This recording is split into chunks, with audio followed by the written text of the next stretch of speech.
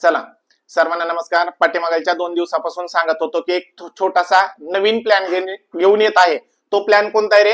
बदलत्या पॅटर्ननुसार चालू घडामोडी. ठीक आहे. भरपूर विद्यार्थ्यांचे मला मेसेज आले होते की सर आपण बाकी विषयांचा तर अभ्यास खूप चांगला करतोय, पण पाठीमागच्या काही पूर्व परीक्षेपासून आयोग थोड्याशा वेगळ्या प्रमाणात चालू घडामोडी विचारतोय. ठीक आहे. काहीच बदल करत नाहीये, फक्त आपल्यामध्ये चुका होतात ते शोधणं गरजेचं आहे. म्हणजे मला सांगा, तुम्ही परीक्षा जवळ आली की काय करताय?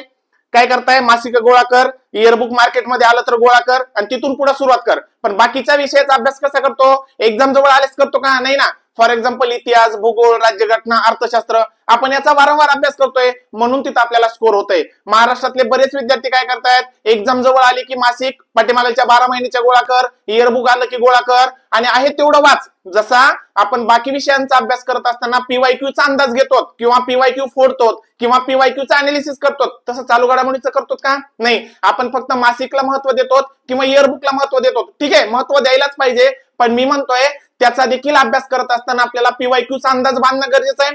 आयोग काय विचारतोय त्याच्यानुसार आपल्याला प्रश्न शोधणं गरजेचं आहे, तशी पॉईंट शोधणं गरजेचं आहे, तशी न्यूज शोधणं गरजेचं आहे. म्हणून आम्ही हा प्लॅन घेऊन आलेलो आहे की आम्हाला कळालं किंवा बरेच विद्यार्थी आम्हाला मेसेज करतायत की सर चालू घडामोडीचा अभ्यासच होत नाही आणि अभ्यास झाला तरी परीक्षेमध्ये मार्क मिळत नाहीत. त्याचं एकमेव कारण मित्रांनो, आपण बाकी विषयाला जशी प्रश्नांची प्रॅक्टिस करतो तसं चालू घडामोडींना प्रॅक्टिस करतच नाहीयेत. बरोबर आहे. त्याच्यामुळं हा एक प्लॅन आहे महत्वाचा. आपल्याला 15 प्रश्न विचारतात. मान्य, काही विद्यार्थी 12 मार्कापर्यंत जाऊ शकत नाहीत, पण तुमची जर प्रश्नांची प्रॅक्टिस चांगली असेल ना तर 100% जाऊ शकताय. बरोबर आहे ना. आता बघा दुसरी गोष्ट, हा प्लॅन काय एकदम सविस्तर सांगतो तुम्हाला. या प्लॅन मध्ये डिसेंबर 2024 ते नोव्हेंबर 2025 म्हणजे 12 महिन्याचं चालू घडामोडी घेतलंय आणि त्यामध्ये 12 महिन्याच्या चालू घडामोडीमध्ये ज्या महत्वाच्या न्यूज आहेत की पाठीमागे आयोगानं त्या पॉइंट वरती प्रश्न विचारलेत. फॉर एक्झाम्पल पुरस्कार. ठीक आहे, पुरस्कार जर आपण चांगले केले तर 1 मार्क फिक्स होतोय आपल्याला. तसे आपण जवळपास 11 ते 12 मार्क फिक्स करणार आहेत.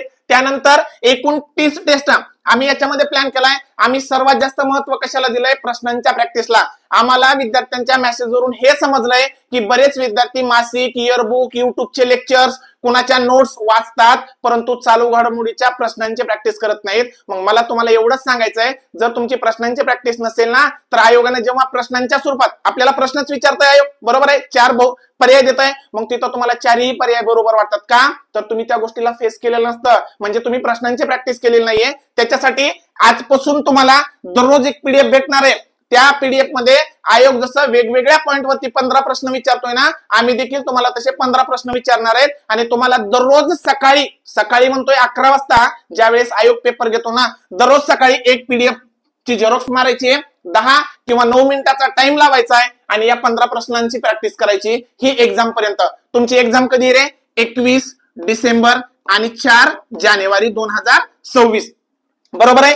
तुमच्या 21 डिसेंबरच्या 3 ते 4 दिवस अगोदरच तुमचा हा प्लॅन पूर्ण होणार आहे. म्हणजे तुमच्यापर्यंत जवळपास 17 किंवा 18 डिसेंबर रोजी तुमच्याकडे 30 क्वेश्चन पेपर तयार असणार आहेत. म्हणजे त्या 30 क्वेश्चन पेपरचं तुम्ही अनालिसिस जर चांगलं केलं ना तर मला खात्री आहे तुम्ही 100% तुमच्यामध्ये सुधारणा होऊ शकते.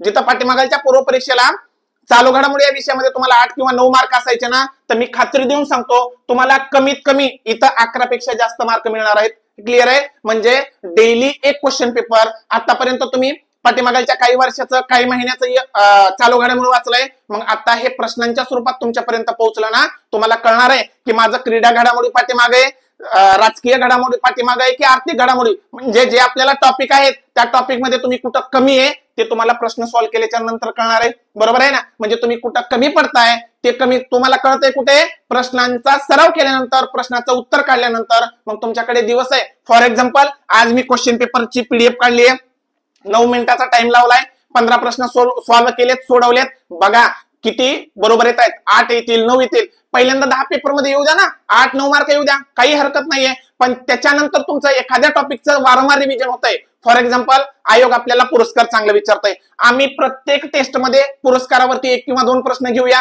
मग त्या पुरस्काराच्या संदर्भातली सर्व माहिती गोळा करा. 30 क्वेश्चन पेपर मध्ये जर महत्वाचे 30 पुरस्कार आम्ही टाकले तर तुमचं त्याचं अनालिसिस चांगलं होणार आहे. म्हणजे आम्ही म्हणणार नाहीये की ऍज इट इज आमच्या टेस्ट मधला प्रश्न आयोगाला येईल, पण तुम्ही जेव्हा त्या क्वेश्चनचा अनालिसिस करता, त्या क्वेश्चनच्या शेजारची माहिती गोळा करता, वाचता, वारंवार रिव्हिजन देता, त्यानंतर त्यातला तर प्रश्न येऊ शकतो. बरं ठीक आहे, याच्यातला जरी नाही आला तर जेव्हा तुमची प्रश्नांची प्रॅक्टिस वाढते, जशी जशी प्रश्नांची प्रॅक्टिस वाढणार आहे तसं तुमच्यामध्ये त्या प्रश्नाचं उत्तर काढण्याचं काहीतरी स्किल डेव्हलप होणार आहे. म्हणजे तुम्हाला कुठंतरी कळणार आहे की यार हा ऑप्शन असू शकत नाही, हे ऑप्शन सहज स्किप होत आहेत. ही झाली तुमची प्रश्नांची प्रॅक्टिस. ठीक आहे, त्याच्यामुळं प्रत्येक टेस्टची तुम्हाला इथं पीडीएफ काढता येणार आहे, झेरॉक्स काढून पेपर सोडवायचा आहे, जेणेकरून तुमच्या 21 डिसेंबरला आणि 4 जानेवारीला फायदा व्हावा. हा तर इथं फायदाच आहे, पण ही पूर्व परीक्षा पास झाल्याच्या नंतर जेव्हा तुम्ही मुख्य परीक्षेला क्वालिफाय पात्र ठरणार आहेत ना, तिथं देखील हा तुम्हाला प्लॅन महत्वाचा ठरणार आहे. ठीक आहे, प्रत्येक टेस्टची 15 प्रश्न आहेत. म्हणजे मी तुम्हाला परत एकदा सांगतोय, 15 प्रश्न.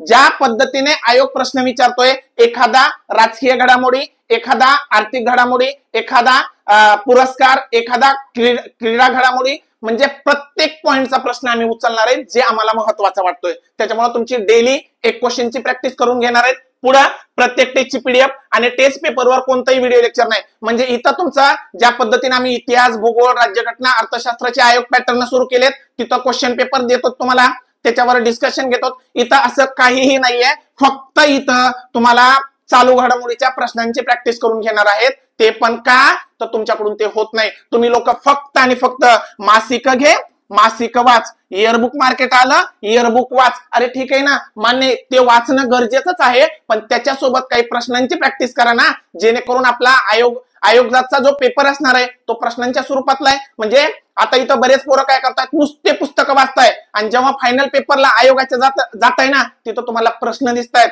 मग ते 4ही ऑप्शन तुम्हाला बरोबर वाटतायत. ठीक आहे ना, त्याच्यामुळं एकदम माफक फीस मध्ये, एकदम छोटीशी फीस, म्हणजे हा प्लॅनचा उद्देश जवळपास टेलिग्रामवरून 100 पेक्षा जास्त मेसेज आले होते की सर चालू घडामोडीमध्ये मार्कच मिळत नाहीत. त्याचं एकमेव मी मगाच कारण सांगितलं, तुम्ही फक्त पुस्तकं वाचताय, थेअरी वाचताय, आणि थेअरी वाचताना जसं आपण बाकी विषयांची थेअरी वाचताना त्या विषयामध्ये आयोगाने विचारलेल्या PYQ प्रिव्हियस इयर क्वेश्चनचा अंदाज घेत होत ना, तसं चालू घडामोडीचा कुणीच घेत नाही. आपण इतिहासाच्या प्रश्नांचा अनालिसिस करतो, फोडतो, सर्व वाचतो, पण चालू घडामोडीचा करतोय का? नाही. त्याच्यामुळे डेली दररोज सकाळी तुम्हाला 11 वाजता ऍप्लिकेशन वरती पीडीएफ प्रोव्हाइड देईल. सर्वांनी ती झेरॉक्स मारायची. 9 किंवा 10 मिनिटाचा टाइम, ज्या विद्यार्थ्याने 8-9 मिनिटाचा टाइम लावला तरी अतिउत्तम. 8 ते 9 मिनिटाचा मोबाईल वरती टाइम लावा आणि मस्तपैकी ते 15 प्रश्न, 15 प्रश्न टॅकल करायचे, सोडवायचे, आणि त्याच्यापैकी किती प्रश्न बरोबर येतात हे चेक करायचं. जर आम्ही त्या क्वेश्चन पेपर मध्ये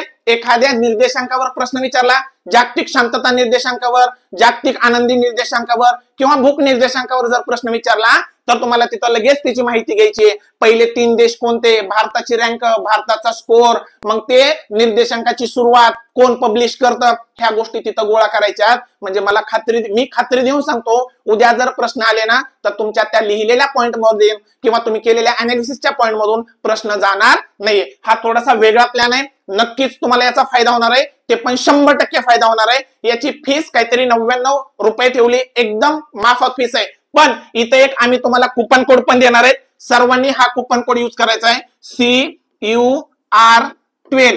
हा जर कुपन कोड यूज केला ना, तर तुम्हाला जवळपास 50% ऑफर मिळणार आहे. याच्यामध्ये काहीतरी 149 फीस आहे आणि खूप माफक फीस आहे. म्हणजे फक्त याचं कारण काय या प्लॅनचं, की तुम्हाला चालू घडामोडीमध्ये मार्क मिळावेत. जिथं चालू घडामोडीचं तुम्हाला मार्गदर्शन चुकीचं भेटतंय, फक्त मासिक वाचताय ना, आणि मासिक वाचताना देखील अशा पद्धतीने वाचताय की ज्या न्यूजवर प्रश्न कधी पाठीमागच्या 15 वर्षात आला नाही आणि येऊही शकत नाहीये, त्या पण न्यूज तुम्ही ओळ वाचताय, हे साफ चुकीचं आहे. म्हणून मी वारंवार सांगतोय, अभ्यास त्याचाच करायचा ज्याच्यापासून परीक्षेत मार्क मिळतील, कारण मार्कच तुम्हाला पुढे घेऊन जाणार आहेत. नॉलेज विलेज असलं काही नसतं, नॉलेज मिळवण्यासाठी अख्खं आयुष्य पडलेलं आहे. ठीक आहे, सो व्हेरी व्हेरी इम्पॉर्टंट. हे जवळपास 500 विद्यार्थ्यांना वापरता येईल. त्याच्यानंतर असं नाही म्हणायचं सर तो कुपन कोड अप्लायच होत नाही. सुरुवातीच्या 500 विद्यार्थ्यांना आहे दररोज सकाळी तुम्हाला. आणि दुसरी गोष्ट, थोडं डिसिप्लिन मध्ये राहा.